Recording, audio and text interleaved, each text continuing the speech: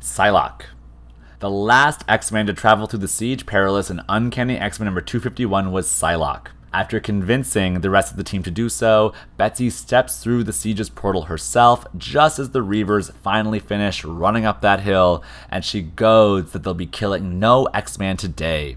The gate then closes, and Donald Pierce crushes the gem in frustration that he missed his chance to kill them. Psylocke's re-emergence from the portal is a bit messy, but for chronology's sake, we'll just start at the beginning of it all. She showed up again only a few issues later in Uncanny X-Men number 255, having been found amnesiac on the shores of the South China Sea. She was found by the evil Japanese ninja assassin group The Hand, and was presented to one of their leaders, Matsuo Tsuruyaba, who recognized her immediately. Matsuo presented Betsy as a present to the Mandarin, and through some reshaping and mind warping courtesy of Spiral, Betsy was changed in body and mind and was programmed to become the Mandarin's most lethal assassin, Lady Mandarin. The process of Betsy's reconfiguration required her to kill her former teammates and foes within her own mindscape, essentially wiping whatever influence her old heroic self could ever have over her until she was fully committed in servitude to the Mandarin.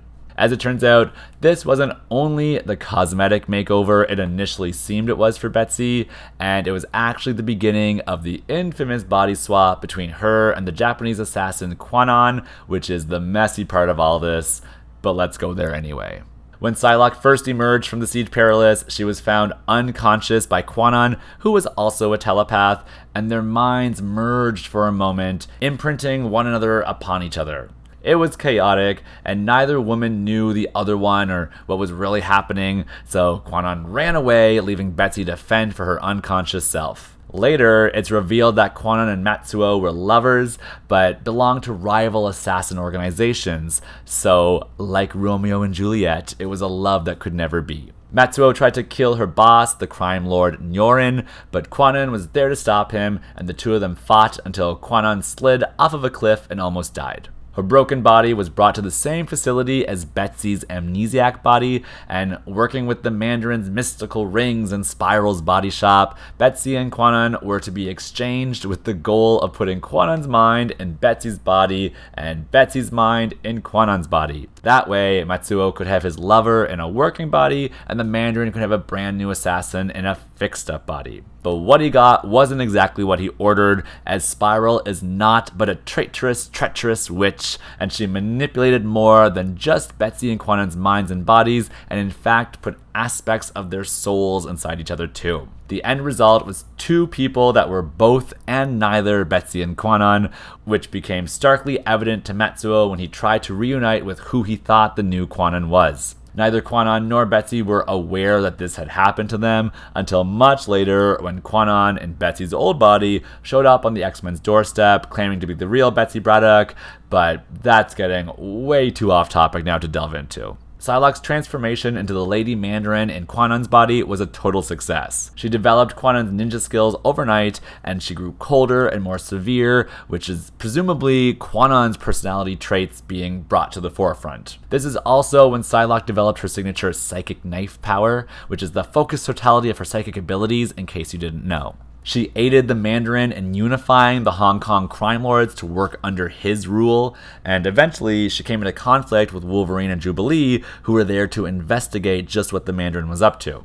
During the fight, Wolverine unmasked Lady Mandarin, and he somehow recognized her, even though she had been transformed from a British lady into a Japanese assassin, but it was just that moment's pause that she needed in order to incapacitate him with her psychic knife. She brought both Wolvie and Jubes to the Mandarin as captives, and did her psychic best to try to put him through the same brainwashing that she was currently under herself, but of course Wolverine's feral nature is quite overwhelming, and it was not the walk in the park she had thought it would be. The two of them ended up fighting within his mind for control of his mind, and she hit him again with her psychic knife, thinking it would enslave him forever, but instead it had some unforeseen consequences for her. Turns out connecting with Wolverine on a psychic level was all she needed to do in order to unblock her memories and undo the Hand's brainwashing. She remembered who she was and teamed up with him to fight the Mandarin, the two of them eventually overcoming him and saving themselves from his servitude. They escaped with Psylocke in full control of her memories and knowing of who she was before the Siege Perilous,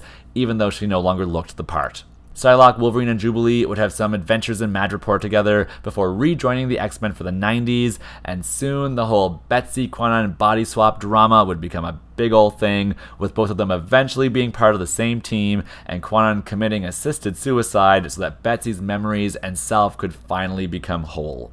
Even though it's controversial, I think there is no way around saying that Psylocke traveling through the Siege Perilous was the best thing that ever happened to her. It catapulted her character into some serious fanboy popularity, and she is still one of the only characters to be iconically wearing the same outfit today as she wore back then. Of course, the body swap has since been undone, and Betsy and Kwannon are now two separate and distinct characters, though it's certainly no wonder why Kwannon is the more interesting one these days. Everything about Psylocke post-Siege Perilous was so dark and captivating, if not totally convoluted and messy, but these complexities are what make compelling characters.